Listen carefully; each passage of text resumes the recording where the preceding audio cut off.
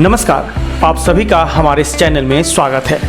आज हम बात करते हैं पसीने के बारे में, यानी क्यों आता है पसीना और क्या इसका बीमारियों से है कोई संबंध। पसीना यानी स्वेटिंग एक सामान्य शारीरिक क्रिया है। इसके लिए दो तरह की ग्रंथियां जिम्मेदार होती हैं, लेकिन असामान्य स्थितियों में पसीना बीमारी का संकेत भी हो सकता है। आमतौर पर पसीना आने का संबंध गर्मी के मौसम में लगाया जाता है।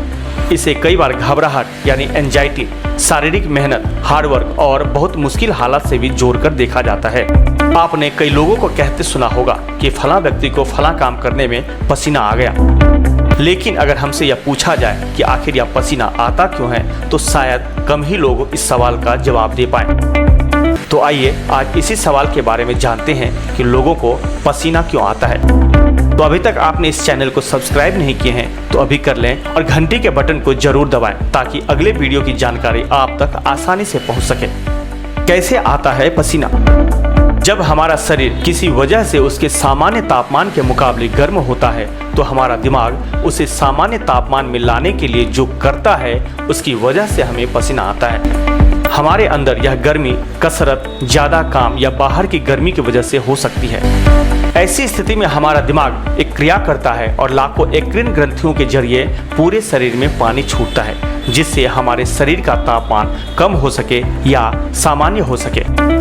वहीं अगर गर्मी का प्रभाव बना रहता है, तो बजाय शरीर के गर्म होने के पसीना गर्म होता है और भाप बनकर उड़ता है, जिससे शरीर को गर्मी कम लगती है। लेकिन पसीना आमतौर पर हमारे कुछ खास अंगों में ज्यादा आता है, जैसे कि कांख आदि में। यहाँ एपोग्रीन ग्रंथियां पसीना पैदा करती हैं और यहाँ एक बैक्टीरिया भी बनता है, जिसके पसीने से अंतरक्रिया करने के कारण पसीने की बदबू पैदा होती है। एक्रिन ग्रंथियां की तरह एपोग्रीन ग्रंथियां भी कसरत के दौरान सक्रिय होती हैं, लेकिन एपोग्रीन ग्रंथियां तब भी सक्रिय होती हैं जब हमें भावुक, बेचैन या उत्तेजित मानसिक अवस्था में आ जाते हैं। इसका मतलब यह है कि शारीरिक मेहनत से आने वाला पसीने से बदबू उतनी नहीं आती जितनी कि बेचैनी या उत्तेजना के कारण आने वाले पसीने से आती है। कई बार पसीने का संबंध किसी बीमारी से भी होता है। कहा जाता है कि दिल की समस्या होने पर पसीना बहुत आता है, लेकिन इसके अन्य कारण भी हो सकते हैं। और सामान्य रूप से पसीना आना एक संकेत हो सकता है कि अब आपको डॉक्टर को दिखाने की जरूरत है। इसके साथ ही अन्य लक्षण भी डॉक्टर को आपकी सही समस्या समझाने में मदद करेंगे। क्या अलग अलग लोगों को आता है अलग तरह से पसीना?